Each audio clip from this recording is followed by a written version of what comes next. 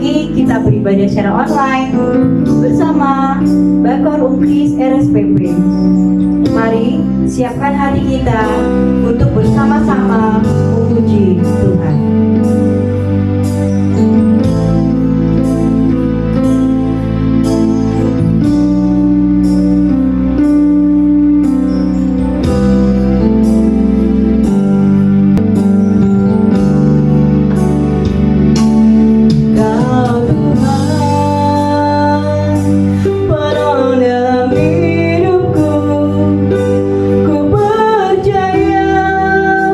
Hanya kepada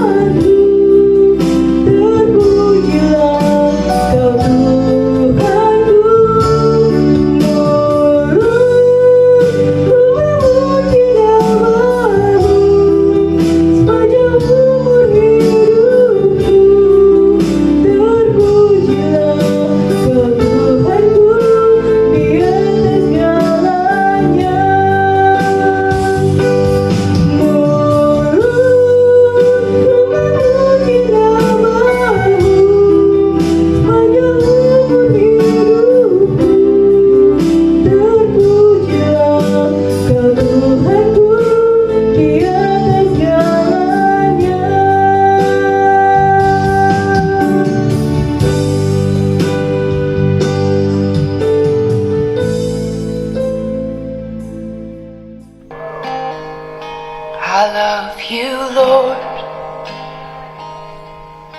Oh, your mercy never fails me. Shalom. Salam sejahtera dalam kasih Tuhan kita Yesus Kristus. Senang menemui Anda pada program Pesona Firman pada saat ini. Saudara-saudara, ada seorang perempuan yang luar biasa dicatat dalam sejarah dunia, bahkan secara khusus sejarah Amerika Serikat. Seorang wanita yang dijuluki sebagai pendidik yang berani dan luar biasa. Pada tahun 1995, pemerintahan Ronald Reagan meluncurkan sebuah proyek ambisius yang nanti kalau berhasil akan merubah wajah ilmu pengetahuan dunia. Untuk misi tersebut dipilih 7 orang. Dan dari 7 ini ada 1 jalur dari sipil yang diberi kepada para guru. Saudara, perempuan ini harus menyingkirkan 11.000 guru-guru yang lain untuk terpilih menjadi salah satu dari 7 tim tersebut. Dan bayangkan, akhirnya perempuan ini berhasil menjadi salah satu tim dari proyek tersebut di tanggal 28 Januari 1986. Perempuan ini bernama Krista Olive. Dia adalah guru yang terpilih menjadi salah satu dari 7 astronot Challenger yang diberangkatkan oleh NASA untuk sebuah proyek yang ambisius tersebut. Dan pada hari itu, pada tanggal 28 Januari 1986, pada hari hanya, Anda bayangkan bahwa seluruh keluarga mereka dan orang-orang dan pejabat kumpul di Kennedy Space Center, Florida, untuk menyaksikan peluncuran Challenger tersebut. Dan tidak terkecuali 2 anaknya, suaminya, dan kaum kerabat yang ada pada saat itu siap-siap menyaksikan peluncurannya. Dan mereka begitu penuh dengan sukacita menyaksikan hal tersebut. Pada saat itu mata mereka memandang dengan penuh antusias dengan wajah bahagia. Mereka senang sekali, saudara-saudaraku, dalam peristiwa monumentum tersebut. Dan pada waktu diberi perintah untuk diluncurkan ke ruang angkasa, saudara-saudara, mereka tepuk tangan dan mereka penuh dengan sukacita menyaksikan peluncuran itu. Tetapi apa yang terjadi, saudara-saudaraku, pada detik 76, tiba-tiba, saudara-saudaraku, pesawat Challenger tersebut meledak di udara yang menimbulkan bola api yang sangat besar. Dan mereka yang menyaksikan pada saat itu dari seluruh dunia dan orang-orang yang ada di Florida tersebut, mereka seperti tidak percaya, mereka berubah menjadi tangisan, berubah menjadi suatu jeritan. Mereka tidak menyangka akan peristiwa buruk tersebut terjadi, saudara-saudaraku. Saudara, saya teringat dengan apa yang dikatakan Paulus dalam Filipi pasal 1 ayat 20, bahwa dikatakan baik dalam hidupku dan matiku Kristus dipermuliakan. Saudara, tidak peduli berapa lama saudara Anda hidup dan berapa sering Anda memikirkan soal kematian dan seperti apa kematian Anda. Tapi yang paling penting, apakah kehidupanmu dan nanti di ujung kehidupanmu, kematianmu, apakah Kristus dipermuliakan. Waktu Paulus menulis surat tersebut, saudara-saudaraku, dia sadar betul dia ada di dalam masa yang paling akhir dari kehidupannya.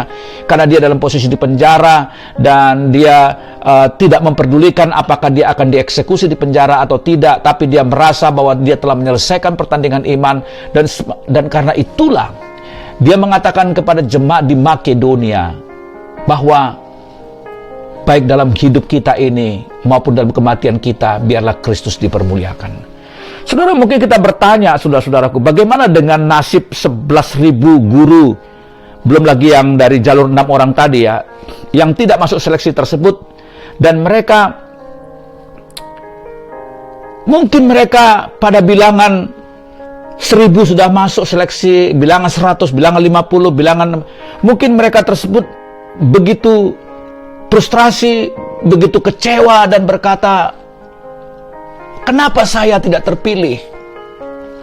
Tapi pada waktu mereka menyaksikan pesawat itu meledak di udara berkeping-keping, saya percaya saudara-saudara, mereka akan berkata, kalau saya kalimatkan, what?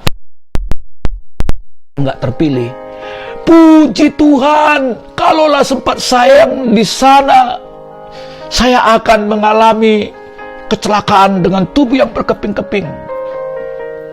Saudara, apakah Tuhan tidak melindungi Karista McAuliffe ini? Tentu saudara-saudaraku tidak demikian, saudara-saudaraku. Saya percaya bahwa kedua kelompok ini bisa kita katakan begini, kepada seorang yang bernama Karista McAuliffe, saya percaya kehidupannya telah mempermuliakan Kristus. Saya percaya kematiannya adalah kematian yang meninggalkan lasting legacy. Dan dia telah menerima suatu kehidupan yang mulia. Dia menerima the Congregational Space Medal of Honor. Dia juga menerima Platinarium in Concord yang mengabadikan namanya, dibuat di asteroid, dan juga sebuah kawah di bulan diukir nama dia. Dan di sebuah college negeri yang bernama Flamingham State College didirikan the Karista Corrigan McAuliffe Center.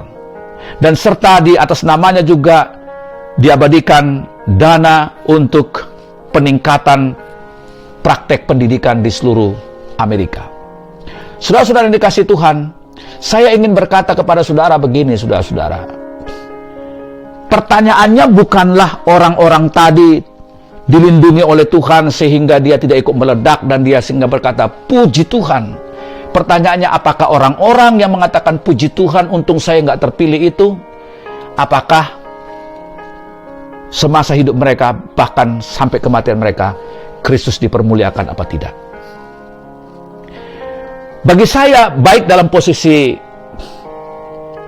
Karista maupun dalam posisi orang yang nggak ikut terpilih itu, sama-sama di hadapan pertanyaan daripada firman Allah. Apakah kehidupan mereka meninggalkan legacy bagi kerajaan Allah? Jangan sia-siakan hidupmu untuk dosa. Jangan sia-siakan hidupmu untuk berbuat pekerjaan-pekerjaan yang tidak mempermuliakan Tuhan. Apapun profesimu, kamu harus sadar betul bahwa kamu ada di dalam penugasan bagi kerajaan Allah. Biarlah hidup kita yang sisa ini, kita mampu berkata di ujungnya, baik dalam hidupku maupun matiku, Kristus dipermuliakan. Kiranya Tuhan berkati kita. Shalom.